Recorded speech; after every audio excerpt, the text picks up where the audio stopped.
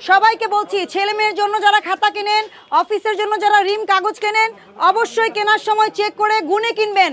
এখানে অনেক কারচুপি হয়। একটা 200 পেজের খাতায় আমরা 40 পেজ কম পেয়েছি, এবং একটা A4 এর প্যাকেটে উনি নিজে গুনেছে 14 পেজ কম পাওয়া গেছে, যেখানে 500 পেজ থাকার কথা।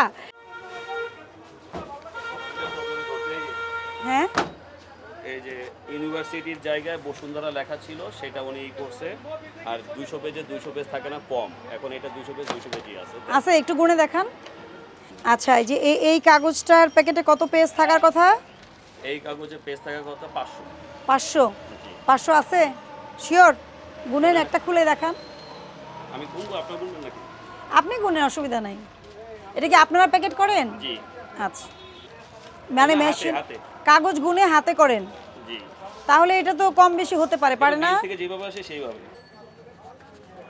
21 21 1 তাহলে হলো 85 485 এই হয়েছে। শর্ট পড়ছে। কেন শর্ট পড়লো? আপনি নিজেই তো গুনছেন। হ্যাঁ, শর্ট। কত পাতা কম পড়ছে সেটা বলেন। 14 পাতা। 14 পাতা কম।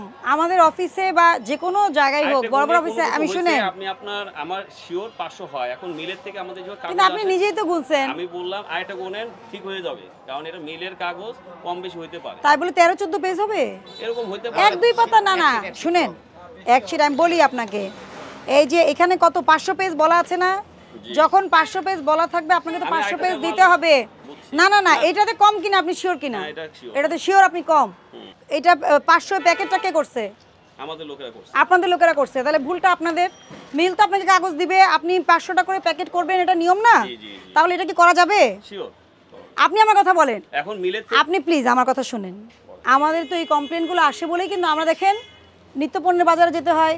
এই যে চালের বাজার দেখে আসলাম। আপনাদের এখানে কেন আসি? আমরা অভিযোগের প্রেক্ষিতে আসি যে এরকম কমপ্লেন আছে। ইভেন আমরা যে এই যে 500 পাতা করে এক একটা অফিসে কত দিন কাগজ লাগে, বিজি প্রেস থেকে আমাদেরকে সরবরাহ করে, অথবা আমরা আপনার পারচেজ করি, ওই যে টেন্ডারিংয়ের মাধ্যমে করি, অথবা আপনার সাপ্লায়ার দেয়। যদি 25,000 টাকার নিচে বিল হয় তাহলে সাপ্লায়ার দেয়, হয়তো 30 রিম 35 রিম কাগজ। এক একটা অফিসে এভারেজে বেশ ভালো কাগজ লাগে। এই কাগজগুলো তো বিভিন্ন স্কুলে বা অফিসে এসব জায়গাতেই যায় না? তাহলে 500 পেজের একটা প্যাকেট আপনি নিজে গুনলেন 14 পেজ কম নাকি? 14 পেজ কম। এটা কি উচিত?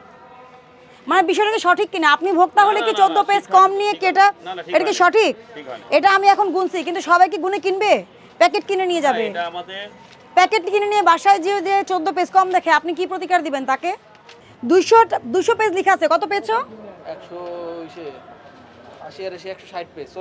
40 পেজ কম। এটা তো আলাদা আগে বলে গেছে, এগুলো সেগুলো আপনার দোকানে পেয়েছি কিনা আমরা? তাহলে এটা আপনি কেন রাখছেন? আমরা কি নিয়ে আসছি বাইরে থেকে? আপনার দোকানে পেয়েছি না? পেয়েছি? কি আশ্চর্য, আপনারা কেন এগুলো করেন? তাহলে আপনাকে যে সতর্ক করে গেছে, একজনের জরিমানা হয়েছে না এখানে? কার জরিমানা হয়েছিল? এই জায়গা হয়েছিল আরো সামনে। হ্যাঁ, তাহলে আপনারা কি শিখছেন? আপনার তো জরিমানা হয়নি, তাহলে একজনের জরিমানা হয়েছে। শাস্তি সবাইকে একদিনে ধরা যাবে না।